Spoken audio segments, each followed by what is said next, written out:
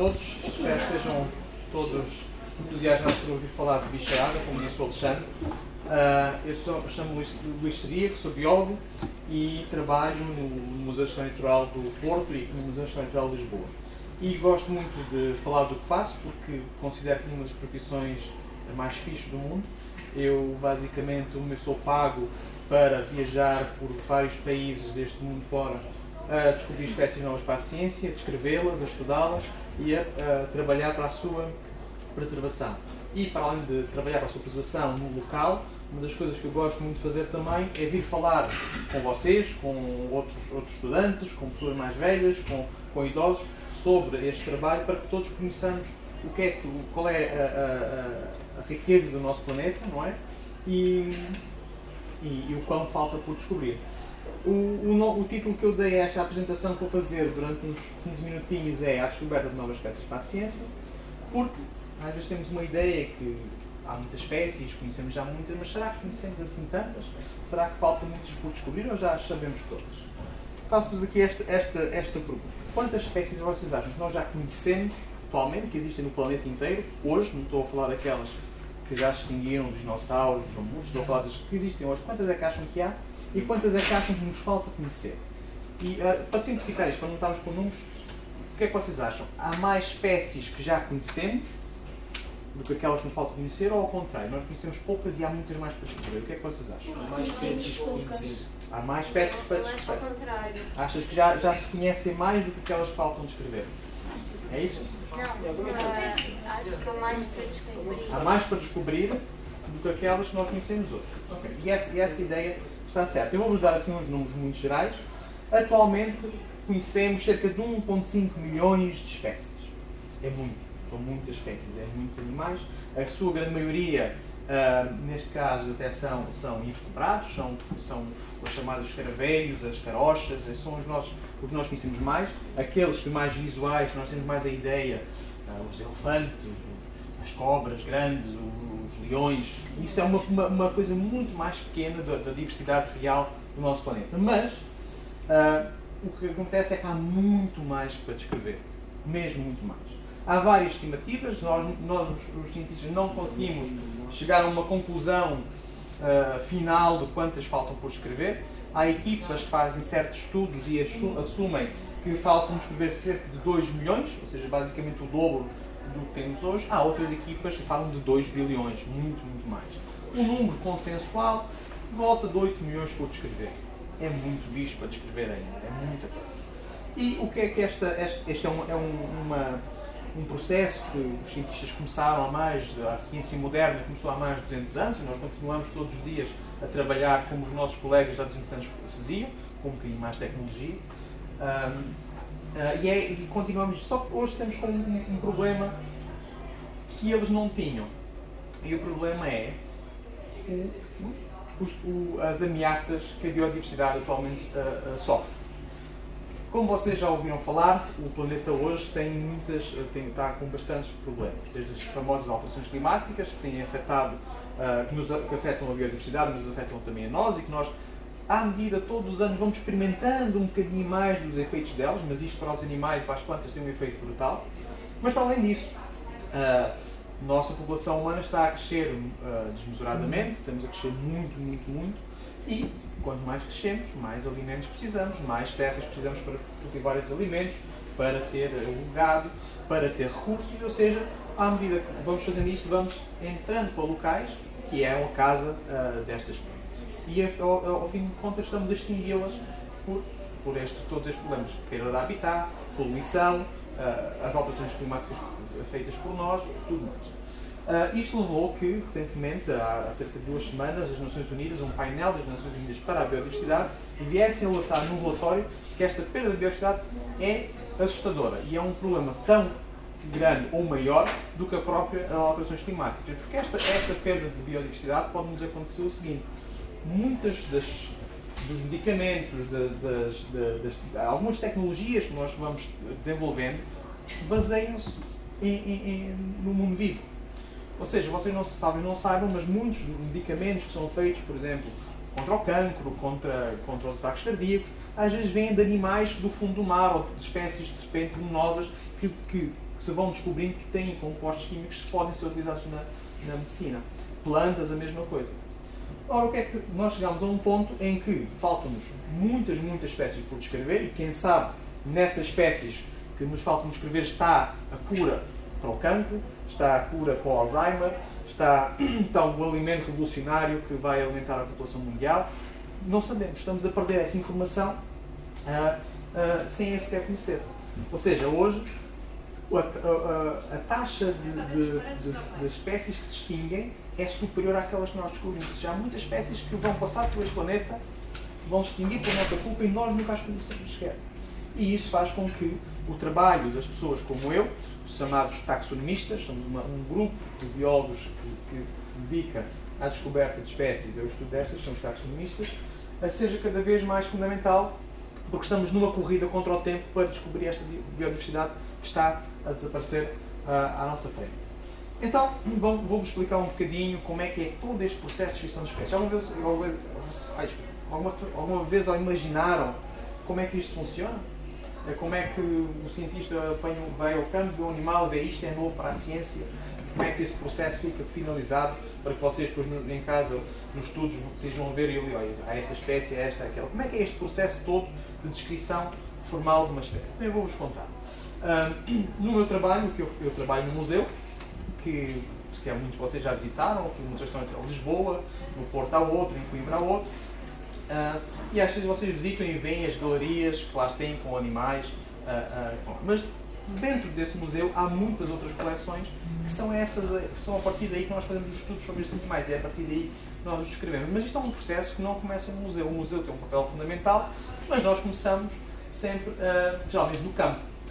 Ora, durante o meu trabalho eu tenho focado principalmente o meu trabalho em alguns países africanos, nomeadamente Angola, São Tomé e Príncipe e a Namíbia, mas também tenho feito algumas colaborações com colegas no Congo, na Zâmbia, na África do Sul, em Moçambique também, mas os meus países principais são esses, mas também um outro país que vocês que não se lembrariam que ainda se escrevem espécies de lá, é Portugal. Uma das espécies que eu descrevi recentemente é uma espécie nova que vive aqui ao nosso lado, praticamente. Então vou-vos dar aqui uma apresentação muito rápida de como se descreve uma espécie atual. Bem, começa tudo no campo, e no campo temos que, vamos para estas zonas onde estes animais ocorrem, geralmente escolhemos zonas pouco exploradas, zonas onde nunca ninguém foi, ou pouca gente foi com o intuito de estudar as espécies que lá estão, e são essas zonas que geralmente têm um potencial de descoberta maior. Neste caso aqui é um trabalho de campo que fizemos no ponto mais alto de Angola, o Morro do Moco, uma zona bastante inacessível, em que, pela sua estrutura, há muitas espécies que só existem lá e nós não conhecemos. Vamos ao campo, apanhamos estes animais. Estes animais são depois trazidos para museus. Nos museus eles são claramente depositados para ficarem lá para estudar, porque estas coisas não podem ser estudadas assim à fugida. Temos que trazê-los para estudá-los com atenção, com calma e mais. E estes estudos vão ser como? Vamos fazer, digamos, nestes animais que temos nos museus e vamos estudá-los através de estudos morfológicos. O que é um estudo morfológico? Basicamente é, pegamos nestes animais que achamos que são novos, olhar para as suas características, o seu tamanho, o seu número de escamas, a sua cor, as suas formas, alguma característica que eles tenham, analisar esses animais e comparar com aqueles outros que já conhecemos, para perceber se, em termos de estrutura, eles são iguais uns aos outros. Para além deste estudo, este estudo às vezes é feito apenas por fora, não é? Para ver se a pele deste animal é igual à daquele, se este pelo é de uma cor ou da outra, qual é o tamanho das pernas, todas essas questões. Além dessa parte de morfologia externa, não é? Da aparência externa do animal, nós hoje até temos alguma tecnologia que nos permite fazer aquilo que nós fazemos quando estamos doentes e precisamos fazer um TAC. Ou seja, pomos o animal numa máquina que nos basicamente faz-nos o esqueleto, mostra-nos o esqueleto interno do animal e a partir daí também conseguimos comparar entre animais a parte interna do animal. Já vos vou mostrar mais à frente um exemplo desses. Fazemos esta parte morfológica e até aqui este processo é exatamente igual ao que era feito no século XVIII e no século XIX. Mas hoje temos uma ferramenta que nos ajuda um bocadinho mais. Vocês já ouviram falar do ADN, certo? O ADN é um código que todos nós temos e que nos individualiza a nível entre nós, mas a nível de espécies esta coisa também, este ADN também nos vai dar as diferenças que nos permitem balizar, ok, a partir daqui, isto é uma espécie, isto é o ADN típico desta espécie, isto é o ADN típico daquela espécie. E nós fazemos estes estudos de ADN, que nos dão umas árvores, chamadas árvores filogenéticas, que basicamente nada mais são do que árvores de parentesco, não é? Só que aqui, em vez de serem entre primos e irmãos e tios e tias, é entre espécies parecidas ou não. E estes estudos de DNA permitem-nos separar uma espécie de outra espécie através destas análises. Depois, há toda a fase que vem a seguir a isto. Ou seja, nós chegamos à conclusão, através da nossa comparação do nosso animal com os outros animais já conhecidos, através da aplicação das técnicas do DNA, para percebermos se eles de facto são diferentes ou não. Chegamos à conclusão que sim, temos que fazer o quê? Nós chegamos a esta conclusão que a espécie é nova e qual é que é o nosso próximo passo como cientistas? Qual é que é o nosso... Antes de estudar. Ou seja, só eu é que vou ficar a saber? Comunicar nos outros. Publicar. Ou seja, o próximo passo é, e aqui é fundamental, é a escrita do artigo científico. É um artigo com algumas semelhanças à notícia, um bocadinho, algumas diferenças, mas na ideia é a mesma. É apresentarmos os factos, com base nas evidências que nós recolhemos, e fazemos um caso, como faz como um advogado num tribunal, dizer esta espécie é diferente da outra por isto. Não é igual a esta por isto. E a partir daí, nós temos espécies novas. Agora, eu vou só, por fim, dar um exemplo de algumas espécies que eu descrevi nos últimos tempos, para vocês verem a diversidade de coisas que nos ainda falta descobrir e que têm sido descobertas por, neste caso, um investigador português. Há outras a ser descritas por outros colegas meus, colegas internacionais, mas esta descoberta é constante. Em 2015 descrevi a minha primeira espécie, um pequeno mamífero da Ilha do Príncipe, que só tinha sido coletado, os primeiros exemplares que tinham sido apanhados tinham sido no século XIX. Nunca mais ninguém tinha apanhado um animal. Nós fomos lá, encontramos um novo animal, através de análise do seu esqueleto e do seu DNA, percebemos que era uma espécie nova para a ciência. Aí ao lado, num ilhéuzinho perto do Príncipe, um ilhéu isoladíssimo no meio do oceano, encontrei outro lagartixa, grande, bastante grande, dele ter chamado Adamastor, em que só existia ali. Era completamente diferente de todos os outros animais. O que é que tinha acontecido? Nunca ninguém tinha estudado este animal a fundo. E percebemos que isto é uma espécie super ameaçada porque ela só existe aqui. Imaginem o que é um animal que só existe ali, com as alterações climáticas e tudo mais, com a água a subir, o que é que acontece no futuro a este animal? Ao lado, nas ilhas de São Tomé e do Príncipe, duas espécies que toda a gente dizia que eram as mesmas umas que a outra, eu olhei para elas, eu e a minha equipa, através de dados morfológicos e moleculares, e vimos que elas eram diferentes e cada uma recebeu o seu nome científico para ficarem conhecidas pela comunidade científica. Outro muito engraçado, um lagarto espinhoso do sul de Angola. Este animal só existe no deserto mais antigo do mundo, que é o deserto do sul de Angola, enfiado em pedras, tem assim ar muito espinhoso, e nós descobrimos que era muito parecida a uma espécie que estava descrita, e quando nós vimos as diferenças entre ela e a outra, para além do DNA, fizemos estas tomografias internas para ver a diferença entre o esqueleto nos dois. Ou seja, tecnologia de ponta para estudar a diferença entre dois lagartos. Já viram bem a nossa maluquice andar a usar estas coisas para isto? Outro caso, uma cobra de 2 metros, uma cobra bem grande, venenosa. Esta aqui, o animal, quando estudámos, o animal que estudámos estava cortado ao meio. Sim. Diziam, a ideia geral é que esta espécie, por exemplo, tinha sido introduzida em São Tomé pelos colonos portugueses quando chegaram à ilha. E nós, através de análises históricas, analisar documentos históricos e DNA e questões da morfologia externa, chegámos à conclusão que ela não tinha sido introduzida pelos portugueses, já lá estava desde praticamente a fundação da ilha, lá evoluiu de forma diferente e ficou diferente das outras. Então, também ganhou um nome novo. Eu estou-vos a mostrar uns bichos que vocês estão a ficar assustados. Esta é uma pequena cobra cega aqui de Portugal. Cobra cega? Cobra cega. Como é que ela? Ela vem, mas o nome comum é cobra cega, ou Infrantis bena. É uma espécie, que eu vou-vos dar um exemplo, foi a primeira espécie de réptil a ser descrita de Portugal, no século XVIII, e só o ano passado nós descobrimos que havia 2 espécies destas, uma no sul e outra no norte. E esta foi a que nós escrevemos do norte. Ou seja, em Portugal ainda há espécies novas também. Não é precisamos ir para Angola e para aí fora.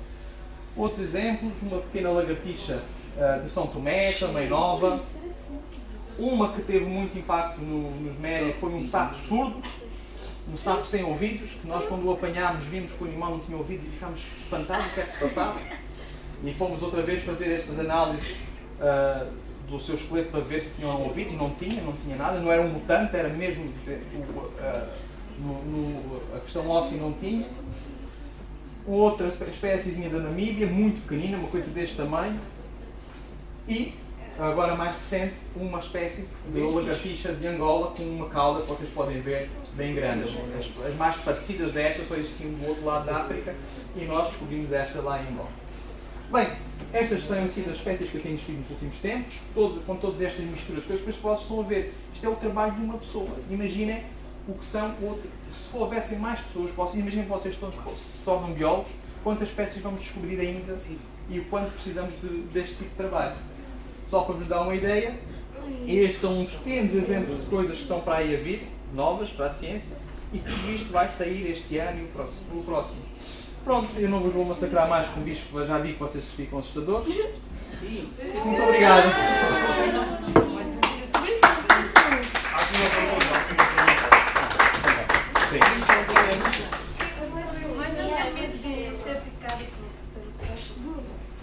Não. Não tem medo.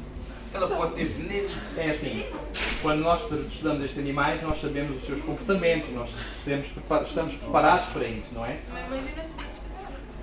Não, tem que Nós estudar. estudamos geral como é que se tratam de serpentes venenosas, não é? Tal como as pessoas que trabalham com leões, também, não é? Uma pessoa que trabalha com leões tem os seus cuidados, não é? Tem uma pessoa que trabalha com, mesmo uma pessoa que trabalha no submarino, com os golfinhos, tem que ter cuidado ligado com estes animais. E nós temos também com estes nossos em particular. Mais alguma questão? Mas aquelas espécies que mostrou anterior são as que ainda não foram muito bem estudadas. Não, elas foram descritas muito recentemente, nos últimos 5 anos, basicamente. O que acontece é que nós tivemos esta primeira fase de descrever, para perceber, ok, ela é nova, é diferente das outras, nunca ninguém tinha conhecido como diferente, hoje sabemos que ela é diferente da outra mais próxima. Agora os próximos passos que fazemos, e fazemos com todas elas, é começar a estudá-las melhor, saber qual é a sua ecologia, o que é que se alimentam, quais são os seus predadores, quais são as suas ameaças, e a partir daí é que conseguimos criar programas de conservação, não é? para mitigar os problemas que elas possam ter. Mas este é o primeiro passo fundamental, porque se nós não soubermos que elas são diferentes, não é? Imagina que assumimos que aquela população da Ilha do Príncipe é igual a todas as espécies que estão no continente africano. As pessoas não se preocupam muito. Se desaparecer daqui, está no resto do continente, não se extingue. Mas se nós percebemos, não, há aqui uma coisa e esta só existe aqui, aí sim começamos a ter que perceber que, ok, temos que tratar desta de uma forma especial, porque ela só existe aqui, é diferente das outras. Este é o próximo passo. Será que é preciso? Demora um bom tempo para descobrir uma espécie. Não é? Demora um bom tempo para descobrir. Depende. Às vezes encontramos logo à nossa frente, não é? Às vezes estamos a passar e apanhamos um animal e isto é claramente diferente do outro. Outras vezes demora um bocadinho mais, não é? Porque eles são muito parecidos, temos que comparar com muitos mais exemplares para perceber se elas são diferentes ou não, não é? E depois todo este processo que tu viste implica um laboratório, medir muitos bichos, estudá-los, tirar as características todas, mas também fazer a parte do laboratório, não é? Tirar o DNA, fazer estas análises, todas de análise de DNA. Às vezes isto demora um bocadinho mais, outras vezes demora menos, mas depende um bocado. Depende. Há casos em que é muito rápido, há casos demoramos 1 ano a descrevê-la, há casos demoramos 5 anos a descrevê-la ou mais. Mas é. Será que é preciso matar todos os animais para estudar? Não é preciso matar todos os animais para estudar. Para descrever temos que ter um exemplar assim. E é um caso complexo que nós temos, mas é verdade. Mas pensa assim, qual é que é a diferença entre tu saberes que existe um urso, uma espécie, que a espécie de urso é uma coisa, ou o Bigfoot? Qual é a diferença? Já foi estudado. É que o Bigfoot não há uma prova física que ele exista. Enquanto Porque não, enquanto a primeira descrição do primeiro urso, o urso existe ali. E depois imagina, tu queres, se não tiveres um exemplar, nós não matamos assim, não te assustes, não é? Mas se não tiveres um exemplar no museu, não é? Imagina que eu apanho agora outra espécie, ok? Que eu acho que é nova. E acho que é nova relativamente, quando eu comparo com outra. Se eu não tiver lá o outro exemplar comigo, eu nunca vou conseguir dizer isto. Porquê? Tirei uma fotografia, está bem, mas a diferença, tirei a fotografia ao bicho de lado, mas a diferença entre os dois bichos está na barriga e assim não tenho, percebes? É fundamental ter isto, é uma fase do processo, que fazemos sempre com todos como é que dizer, as guidelines éticas para não provocar sofrimento ao animal, e é o mínimo possível, só para fazer esta parte. A partir daí, a partir do momento em que o animal está descrito, não precisamos matar mais animais. A partir daí, todo o projeto pronto, já sabemos que existe, segue.